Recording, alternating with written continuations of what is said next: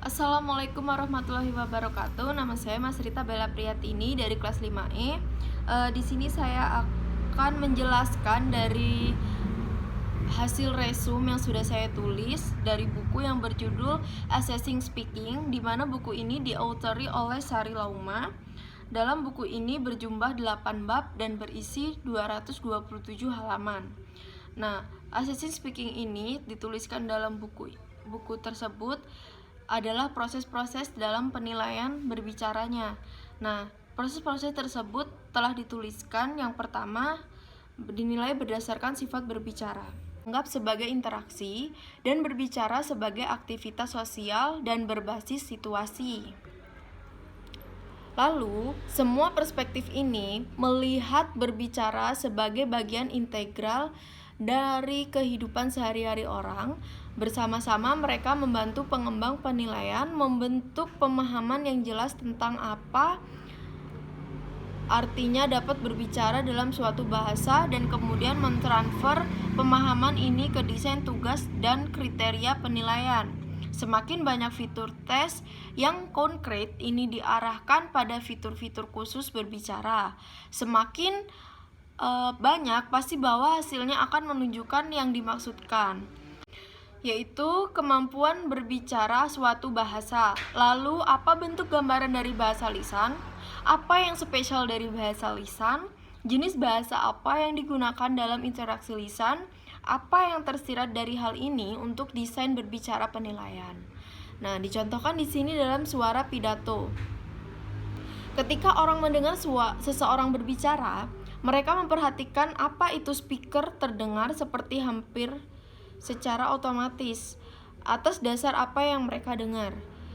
Mereka membuat beberapa penilaian tentatif dan mungkin bawah sadar kepribadian pembicara, sikap, daerah asal, dan penutur asli atau pendatang status pembicara. Nah, sebagai pembicara, disadari atau tidak, orang menggunakan ucapan mereka untuk menciptakan citra diri mereka kepada orang lain dengan menggunakan kecepatan dan jeda, serta variasi nada, volume, dan intonasi. Juga menciptakan tekstur untuk pembicaraan mereka yang mendukung dan meningkatkan apa adanya pepatah, suara ucapan orang-orang yang memiliki arti, dan itulah sebabnya penting untuk menilai kemampuan berbicara. Penilaian dalam berbicara pun dilihat dari aspek lain seperti dalam pengucapan atau lebih luasnya bunyi pidato bisa merujuk pada banyak hal feature aliran ucapan seperti suara individu, nada, volume, kecepatan, jeda, tekanan, dan intonasi. Nah, pertanyaan penting adalah apakah semua ini dapat dicakup dalam satu kriteria penilaian? Apalagi harus fokusnya adalah pada keakuratan pengucapan atau ekspresi dari penggunaan suara pembicara atau keduanya. Solusinya tergantung pada tujuan skor mana yang akan digunakan dan pentingnya suara pidato untuk alasan tersebut.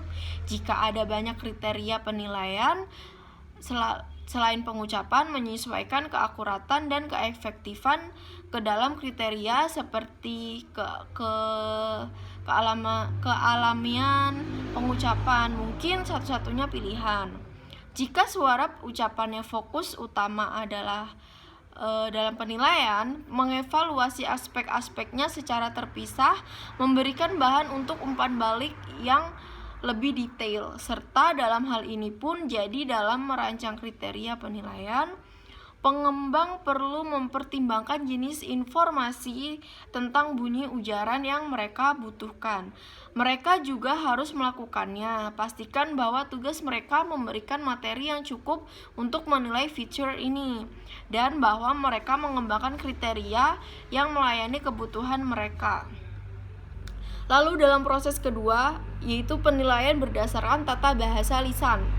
Dalam proses ini, dalam pandangannya pun dikatakan dalam kemajuan pembelajar bahasa pertama dan kedua seringkali dilacak menurut bentuk tata bahasa yang dapat mereka hasilkan secara akurat atau dilihat dari buku Miss Larson, Freeman, dan Long tahun 1991 di halaman 38 sampai 41.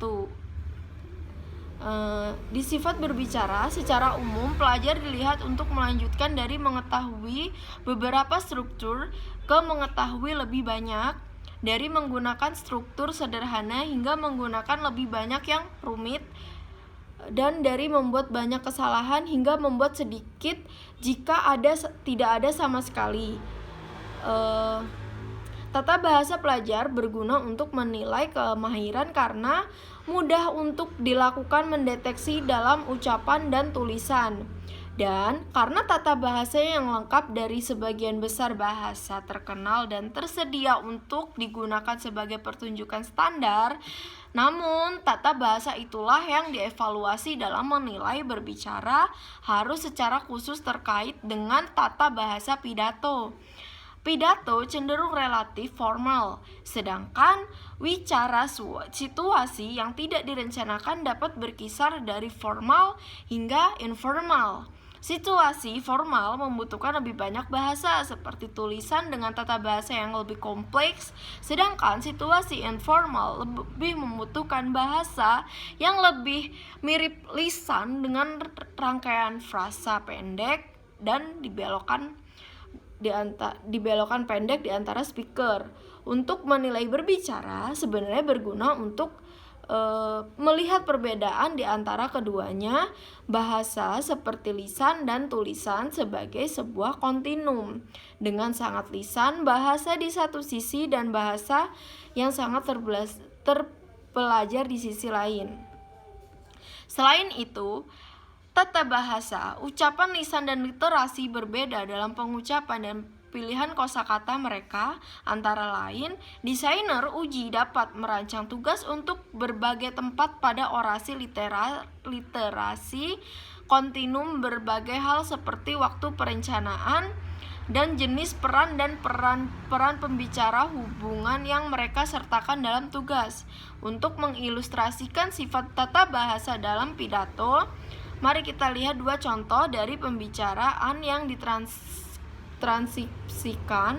Yang pertama berasal dari Bromley Roll 1984. Seorang muda pasca sarjana Inggris menjelaskan apa yang terjadi ketika dia memesan makanan ringan dari layanan kamar di hotel Amerika. Nah, lalu yang kedua, IR adalah menyuarakan suara ragu-ragu yang juga bisa dieja E atau U. Tunggal nada tambah menunjukkan jeda singkat dan dua tanda tambah menunjukkan jeda yang lebih lama. Itu pembicara sedang diwawancarai oleh seorang peneliti untuk memberikan bahan kajian. Dengan kata lain, penuturnya relatif asing dan situasi berbicaranya cukup formal. Lalu yang proses ketiga yaitu penilaian berdasarkan kata-kata yang diucapkan. Pada proses ini, kata-kata yang diucapkan banyak skala penilaian untuk berbicara termasuk deskripsi penggunaan kosakata. Dan pada tingkat tertinggi ini sering berbicara dianggap tentang kemampuan untuk berekspresi diri sendiri dan memberikan bukti kekayaan leksikon seseorang. Ini memang bisa menjadi penting dalam konteks profesional atau saat mencoba menyampaikan informasi rinci. Frasa yang dipilih dengan baik juga bisa dibuat deskripsi atau cerita yang hidup dari pelajar yang dapat membangkitkan pendengar perasaan pantas dihargai atas kemampuan mereka. Namun, sangat sederhana dan kata-kata biasa juga sangat umum dalam wacana lisan normal. Dan menggunakan ini secara alami dalam pidato juga merupakan penanda yang sangat maju dalam keterampilan berbicara. Selain itu, ada inti, phrase, dan ekspresi yang sangat khas untuk berbicara yang berkontribusi pada kesan pendengar tentang kefasihan pembicara. Mereka bekerja di tingkat interpersonal dengan menjaga agar percakapan tetap berjalan dan mengembangkan hubungan antara pembicara. Aspek penggunaan kata ini juga harus dihargai dalam menilai berbicara. Pembicara juga perlu mengetahui kata, frasa dan strategi untuk berkreasi, waktunya untuk berbicara. Ini kadang-kadang disebut pengisi atau penanda keraguan. Dan mereka menyertakan ekspresi seperti you see, kind of, and you.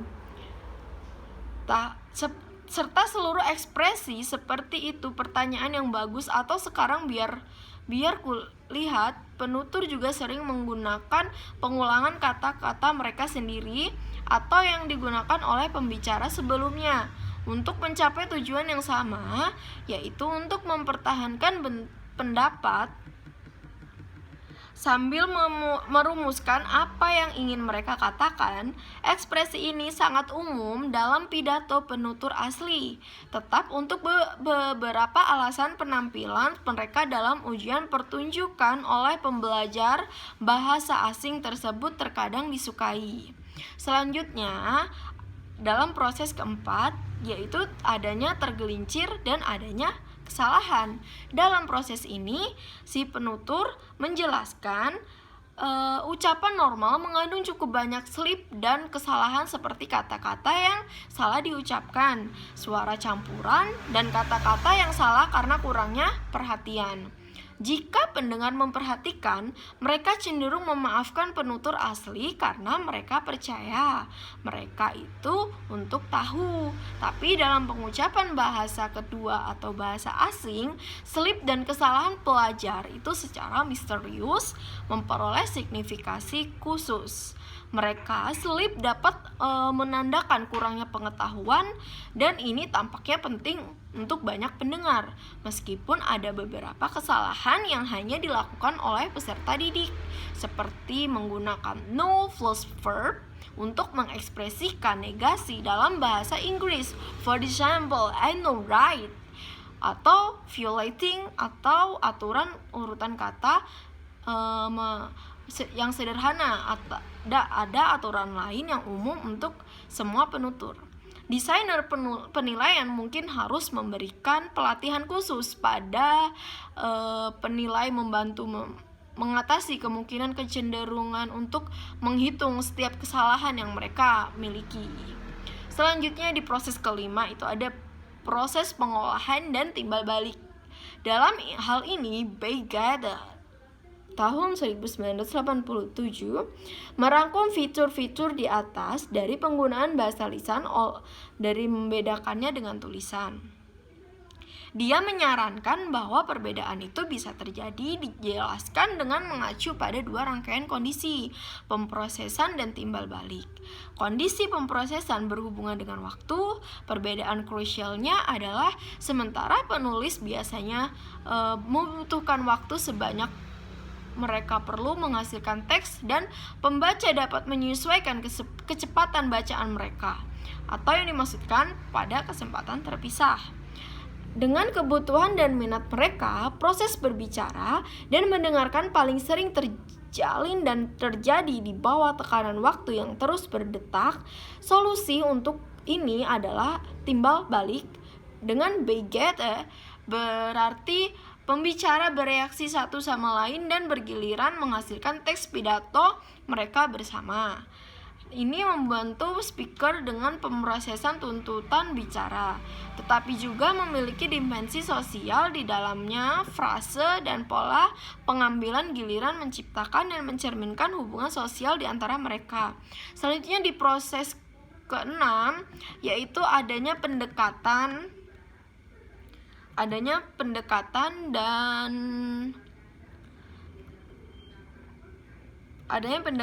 dalam penggunaan bahasa. Pendekatan penggunaan bahasa pertama kali diperkenalkan oleh filsuf linguistik J.L. Austin 1962 yang menyebut tindak tutur, misalnya meminta atau mengonfirmasi wawasannya bahwa orang menggunakan ucapan untuk melakukan hal-hal serta untuk menyampaikan informasi adalah terobosan, dan itu mengarah pada lebih jauh bekerja dalam filsafat bahasa, sosial linguistik, dan analisis wacana tentang aturan yang diikuti orang dalam linguistik mereka.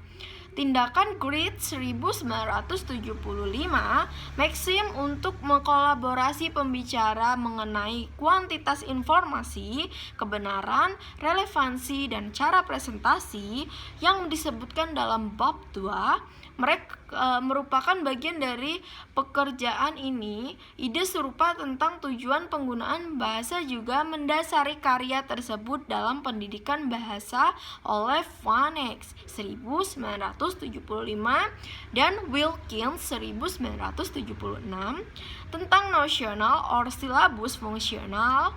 Idenya adalah bahwa pelajar biasanya membutuhkan bahasa yang mereka pelajari untuk tujuan kehidupan nyata, dan silabus dapat diatur sesuai dengan apa yang perlu dilakukan oleh peserta didik atau yang disebut dengan fungsi, dan kata dan frase yang dibutuhkan untuk topik yang mereka harus bisa berbicara tentang pengertian, menekankan pada pelajar kemudian, dan penggunaan bahasa untuk tujuan kehidupan nyata sangat berbeda dari silabus berbasis tata bahasa yang umum di tahun 1960-an dan membuka jalan bagi datangnya silabus komunikatif pada 1980-an dan awal 1970-an, dan membuka jalan bagi datangnya silabus komunikatif awalnya independen dari teori tindak tutur, bersama fokus pada penggunaan bahasa untuk melakukan sesuatu, mempermudah komunitas pendidikan bahasa untuk menerapkan pekerjaan dari analisis wacana ke dalam kelas konteks. Ini menurut Douglas and Smith 1997 dalam bukunya yang di halaman 10. Kombinasi kedua untaian tersebut dapat juga dilihat di Common European Framework of Reference or CEV Dewan Eropa tahun 2001. CEV membagi kompetensi fungsional menjadi dua kategori, makro dan mikro. Makro fungsi mengacu pada potongan bahasa lisan atau tulisan melayani tujuan fungsional yang sama, seperti deskripsi, narasi, komentar, penjelasan, dan demonstrasi. Ini sama dengan jenis pembicaraan yang dibahas oleh Brown and Yule 1983 dan Beget 1987. Fungsi mikro pada gilirannya terkait dengan tindak individu yang sering kali terjadi diselesaikan dalam satu giliran dalam interaksi, seperti mengundang, meminta maaf, atau ucapan terima kasih yang diutarakan oleh Council of Europe tahun 2001 di halaman 125. CEV mengkelompokkan fungsi mikro menjadi 6 kategori utama. Sekian dan terima kasih.